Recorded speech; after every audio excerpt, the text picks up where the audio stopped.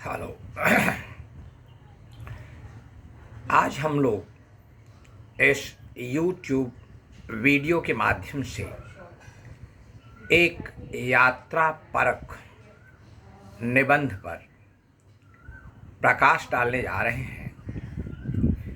इस निबंध का नाम है गोवा जैसा मैंने देखा। गोवा जैसा मैंने देखा। इस निबंध के निबंधकार हैं विनय शर्मा जी। विनय शर्मा जी मूलतः एक ऐसे लेखक हैं, साहित्यकार हैं जो अनुभूत चीज़ों का वर्णन करते हैं। जिन चीज़ों का उन्होंने अनुभव किया है उसका वर्णन करते हैं। इस निबंध में उन्होंने दक्षिण के एक पर्यटन स्थल गोवा का सटीक और सजीव वर्णन किया है। इंदौर से चलकर मडगांव तक की यात्रा के दौरान खंडवा मध्य प्रदेश का ही एक स्टेशन है, एक जगह है, वहाँ पर उनके साढ़ू भाई और परिवार के साथ यात्रा करते हुए वे मडगांव स्टेशन पर सुबह सुबह जब उजास हो रहा था वहाँ पहुँचे। गोवा में मडगांव और सुबह सुबह की ठंडी हवा की लहरों से उनका मन प्रसन्न हो उठा। ज्यों ही स्टेशन से बाहर निकले वहाँ एक टैक्सी ने उनको आवाज़ दी और टैक्सी में बैठकर वे बेतालियम रिसॉर्ट पहुँचे। वहाँ पहुँचकर थोड़ा तरोताज़ा होने के बाद, यद्यपि उन्होंने रिसोर्ट में कमरे पहले से ही बुक करा रखे थे, इसके बाद औपचारिकताएं पूरी करने के बाद कमरे में गए, तरोताज़ा हुए और फिर उसी दिन उनकी गोवा पर्यटन की शुरुआत हो गई। गोवा वैसे भी समुद्र से 3 तरफ से घिरा हुआ है और समुद्र में छोटे छोटे टापू जैसे शहर हैं। एक स्थान से दूसरे स्थान तक जाने के लिए नावों का, फेरियों का, जहाज़ों का सहारा लेना पड़ता है। अपने परिवार के साथ दिन में ही सबसे पहले वे बेनालियन बीच देखने गए। जो बेनालियम बीच है वह उनके रिसॉर्ट से नज़दीक ही था और जब वो वहाँ पहुँचने वाले थे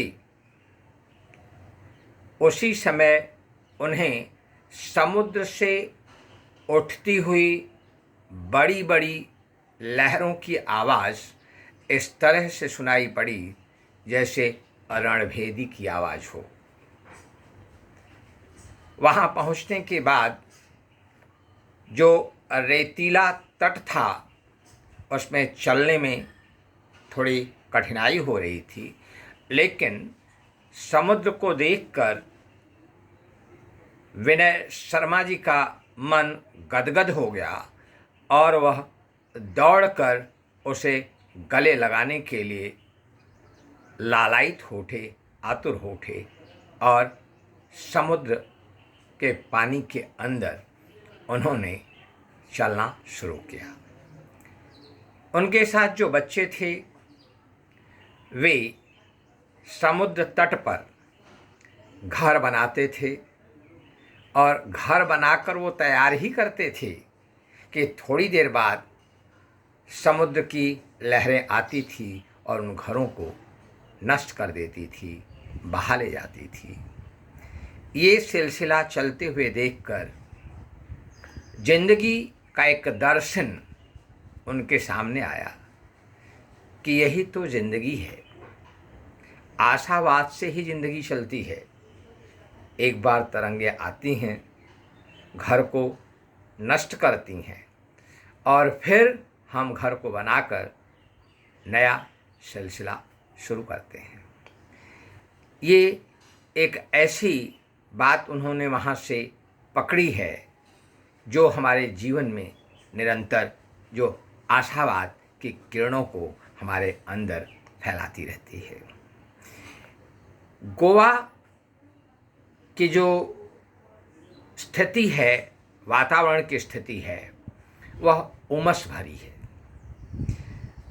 उस उमस में जो आसपास की हरियाली है वह उसको कुछ कम करती है। उन्होंने तुलना की है कि मुंबई में जो उमस है उससे शरीर में चिपचिपापन भरा रहता है, ज़्यादा उबाऊ, ज़्यादा बेचैनी आती है। ये गोवा में उतनी बेचैनी नहीं होती है। वहाँ उन्होंने रेत पर आनंद लिया, घूमे टहले और इसके बाद वहाँ उन्होंने नियति की बात कही है। नियति, भाग्य, मिटना और रचना, ये दोनों ही नियति के, प्रकृति के स्वाभाविक हिस्से हैं। नियति और रचना, ये उन्होंने उस समुद्र तट पर ये आभास किया, एहसास किया, अनुभव किया। वहाँ पर उन्हें एक बड़ी मज़ेदार घटना देखने को मिली। समुद्र तट पर पक्षी और कुत्ते वो वहाँ पर अक्सर मंडराते रहते हैं। पक्षी इसलिए ध्यान लगाकर वहाँ टी टी टी टी करते रहते हैं।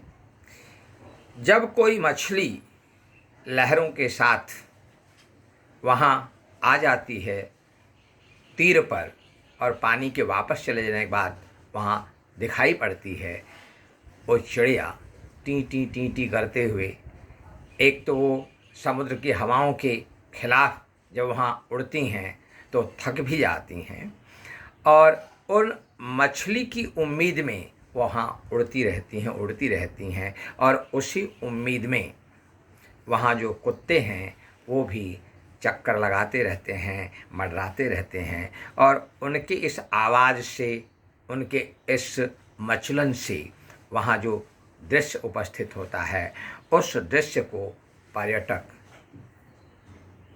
एंजॉय करते हैं, उसके आनंद को लेते रहते हैं, भोगते रहते हैं, देखते रहते हैं। तो उस दिन उन्होंने केवल एक ही बेतालिम बीच का दर्शन किया, वहाँ घूमे टहले। दूसरे दिन फिर वो गोवा घूमने के लिए बस से निकले। वास्तव में गोवा में कुछ साधन, कार, बाइक, ये किराए पे मिल जाते हैं, लेकिन उनके साथ बच्चे थे इसलिए उन्होंने खतरा उठाना उचित नहीं समझा और बस की सहायता से गोवा दर्शन के लिए निकले। वैसे तो गोवा बीचों का, समुद्र तट का शहर है। वहाँ छोटे बड़े 40-50 बीच हैं, समुद्र तट हैं, और उन समुद्र तटों में सबकी अपनी अपनी खासियत है, विशेषता है। वहाँ पर जो सबसे आकर्षक बीच है, उस आकर्षक बीच का नाम है अंजुम। ये जो शहर है अंजुना शहर, अंजुना बीच, उसका जो जल है वह जल नीले रंग का है,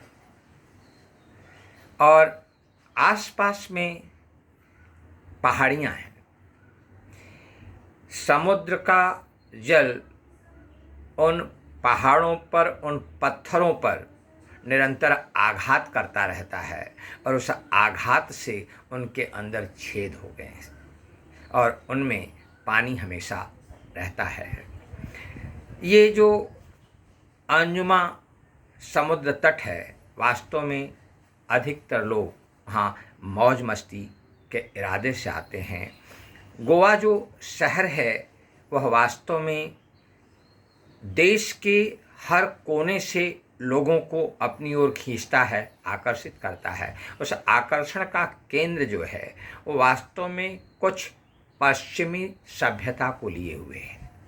तो जब भी मनुष्य अपने नियमित कार्यों से थक जाता है, परेशान हो जाता है, बेचैन हो जाता है, तो वह कुछ दिनों के लिए गोवा की शरण में जाता है। वहाँ पर दृश्य, नवयुवकों के युगल जोड़ियों के दृश्य अलग अलग थे, और उन पत्थरों पर लगातार पानी के आने से उसमें काई जम गई है, काई, मॉसिस, और उसके कारण फिसलन होता है।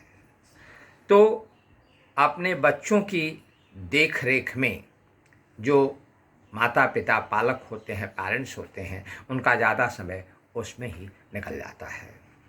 और यह बीच जब भी कोई गोवा में जाता है उसको देखने की लालसा लिए हुए ही जाता है।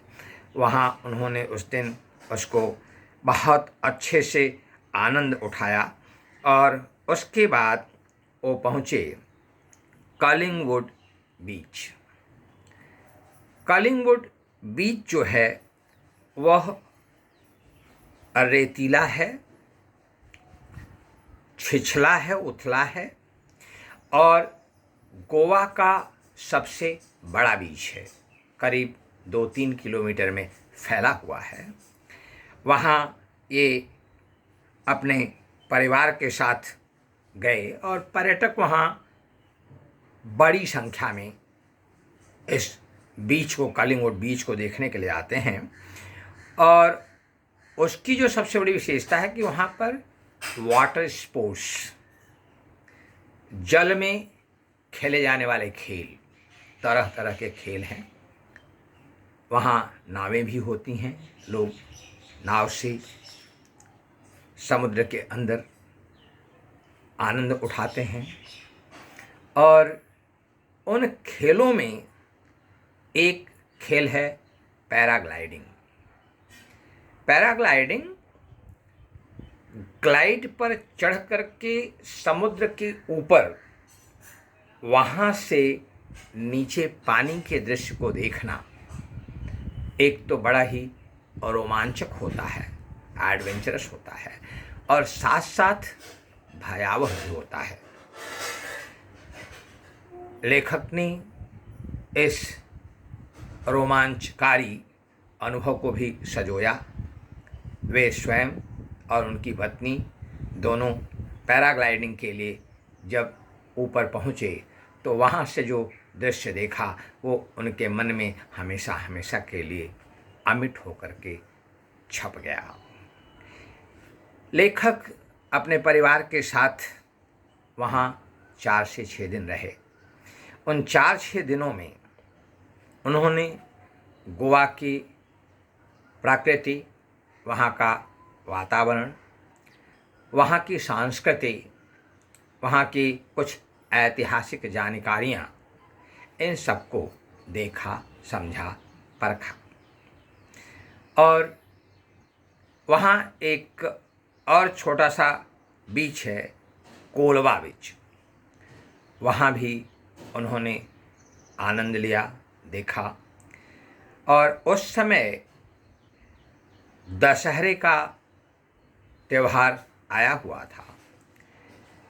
दशहरे पर गोवा में लोग अपनी गाड़ियों, अपनी सवारियों की पूजा करते हैं और एक विशेष वृक्ष की पत्ती को सोना दे करके, सोना कह करके वो एक दूसरे को देते हैं और दशहरा की बधाइयाँ देते हैं, शुभेच्छाएं एक दूसरे को अर्पित करते हैं। लेखक ने उसका अनुभव किया।